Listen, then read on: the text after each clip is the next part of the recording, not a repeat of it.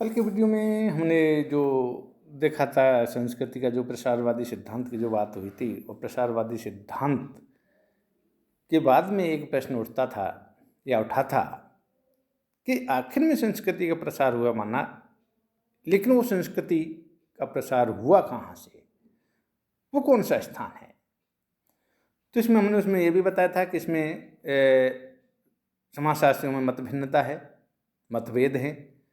कोई समाजशास्त्री ने कहीं इसका जन्म बताया, तो कुछ समाजशास्त्रियों ने इसका जन्म दूसरी जगह बताया कि वहाँ से इसका प्रसार हुआ और पूरे विश्व में फैल गई। तो यहाँ पहला इसका जो संप्रदाय है इसमें, यानी मानने वालों में, तो पहला एक संप्रदाय है ब्रिटिश प्रसारवादी या पान इजिप्शियन संप्रदाय। ब्रिटिश प्रसारवादी कह लें या हम कहें पान इजिप्शियन संप्रदाय। तो पान इजिप्शियन संप्रदाय की जहाँ तक बात है, तो यहाँ अंग्रेज प्रसारवादी संप्रदाय मानवशास्त्रीय इतिहास में सबसे बाद में आया, और हम कहें कि वो सबसे पहले खत्म भी हो गया। इस संप्रदाय ने मानवशास्त्र में हम कहें कि एक भीषण विवाद को जन्म दे दिया। विभिन्न समाजशास्त्रियों में एक कहें कि एक वाद विवाद की एक स्थिति पैदा कर दी। उसको जन्म देने वाला हम कहें कि ये संप्रदाय है, तो कोई अतिशयोक्ति नहीं है। जहाँ तक एलियट स्मिथ इस संप्रदाय के संस्थापक माने जाते हैं,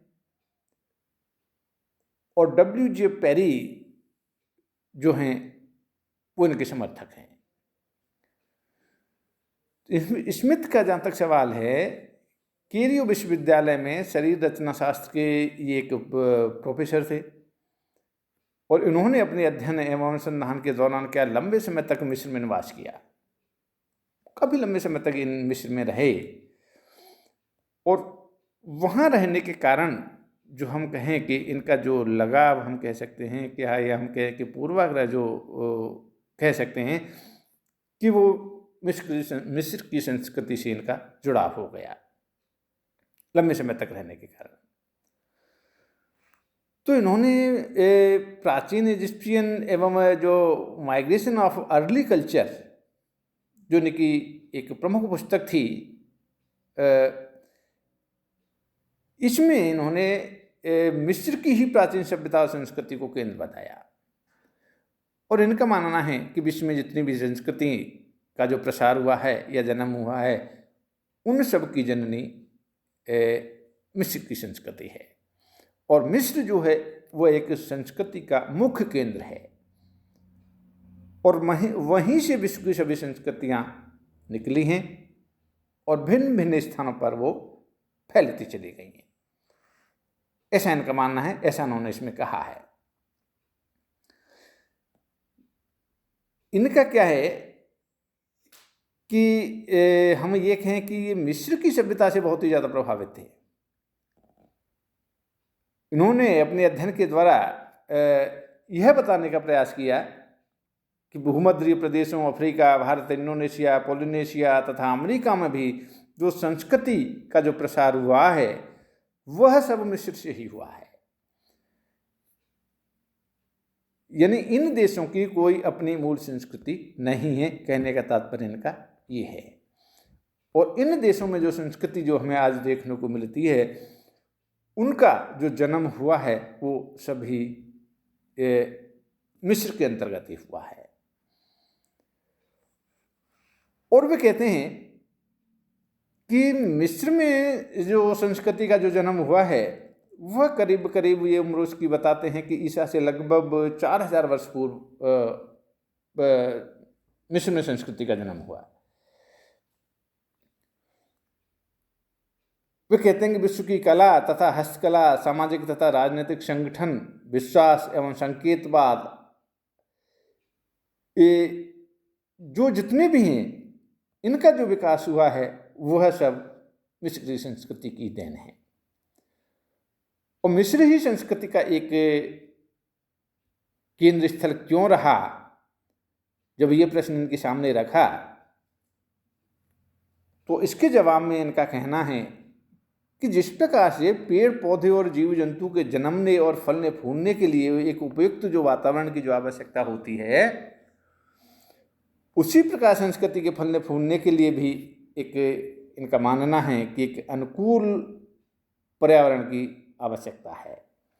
एक अनुकूल पर्यावरण रहना यानी होना चाहिए जहाँ कोई संस्कृति में फलने फूलने की हम कहें कि गुंजाइश वहाँ हो सके, क्योंकि इनका मानना है कि हर पर्यावरण में हर संस्कृति का फलना फूलना नहीं हो सकता है। उसके लिए एक विशेष प्रकार का पर्यावरण उसके लिए चाहिए जहाँ वो फलती फूलती है। और वो उदाहरण किसका देते हैं? पेड़ पौधों के लिए, जीव जंतुओं के लिए, कि जिस प्रकार से एक अमुक पेड़ या पौधा हम कहें कि जब बीज अंकुरित होता है, जब उसको उसके अनुकूल पर्यावरण जो अनुकूल पर्यावरण मिलता है तो उसमें फलता फूलता है, वो बड़ा होता है, वो फैल जाता है, वृक्ष बन जाता है। और वहीं उसको जब उसके अनुकूल पर्यावरण नहीं मिलता है तो वो अंकुरित भी नहीं होता, और अंकुरित होता भी है तो वो कुछ थोड़ा सा बढ़कर वो नष्ट हो जाता है। तो कहने का तात्पर्य ये है कि कोई भी संस्कृति को फलने फूलने के लिए एक उसके अनुकूल पर्यावरण हो, एक अनुकूल वातावरण हो, तो वहाँ वो संस्कृति फलती फूलती है। और फलते फूलने के साथ साथ ही जिस प्रकार से एक अंकुरित बीज एक विशाल वृक्ष के रूप में हमारे सामने खड़ा हो जाता है, ठीक उसी प्रकार से संस्कृति भी एक विशाल क्षेत्र में फलती फूलती है और उसका प्रसार होता रहता है। तो इनका ऐसा मानना है कि मिस्र का जो पर्यावरण था वह कोई भी संस्कृति के लिए फलने फूलने के लिए अनुकूल था, और इसीलिए मिस्र में इन संस्कृतियों का विकास हुआ, और वहाँ से वे फलने फूलने के बाद में वो दूसरे क्षेत्रों में भी हम कहें कि उनका प्रसार हुआ। यहाँ पर हमें कहें कि पेरी ने अपनी एक पुस्तक द चिल्ड्रन ऑफ द सन मिस्र संप्रदाय का समर्थन भी किया था। उन्होंने कहा था कि लोगों में यह विश्वास कि शासक सूर्य से अवतरित होता है, यह भी एक मिस्र की देन है। मिस्र की एक मान्यता है कि किसी भी जो देश का जो शासक होता है उसका जो अवतार जो होता है वह सूर्य के द्वारा होता है, सूर्य से वो अवतरित होता है। और सूर्य से अवतरित होता जो वह व्यक्ति किसी भी देश का शासक बनता है, ऐसी मिस्र की जो देन वो मान्यता थी, यह जो मान्यता है ये मिस्र की संस्कृति की देन है। इसमें यदि हम देखें तो मम्मीकरण, पिरामिड, स्वर्ण तथा मोतियों को जो महत्व जो दिया जाता है, ये सभी विश्व को मिस्र की सभ्यता या संस्कृति की देन ही माना जाता है। और आपकी मान्यता तो यहाँ तक थी कि मानव जाति की आविष्कार करने की क्षमता जो है वो लगभग शून्य है। वे स्वतंत्र रूप से आविष्कार होने की बात को कभी उन्होंने स्वीकार नहीं किया। उन्होंने हमेशा मिस्र को ही संस्कृति का उद्गम स्थल माना। उनका मानना था कि ऑस्ट्रेलिया में प्रचलित जो टोटमवाद है, कंबोडिया और अमेरिकी इंडियन जातियों में जो पिरामिड निर्माण का जो एक प्रचलन है, वह भी मिस्र से ही प्रसारित हुआ है। यानी कहने का तात्पर्य है कि विश्व की किसी भी देश में कोई भी संस्कृति आज वर्तमान में है तो उसका जब मूल यदि हम देखेंगे, जड़ यदि हम देखेंगे, तो वो हमको मिस्र में ही मिलेगी, ऐसा इनका मानना था। वो कहते हैं कि अफ्रीका में यह प्रथा अनुष्ठानों में प्रयोग के लिए एक राजा की जांघ की हड्डी को सुरक्षित रखा जाता है। इसमें से मिस्र के एक मम्मीकरण का प्रसार मानते हैं।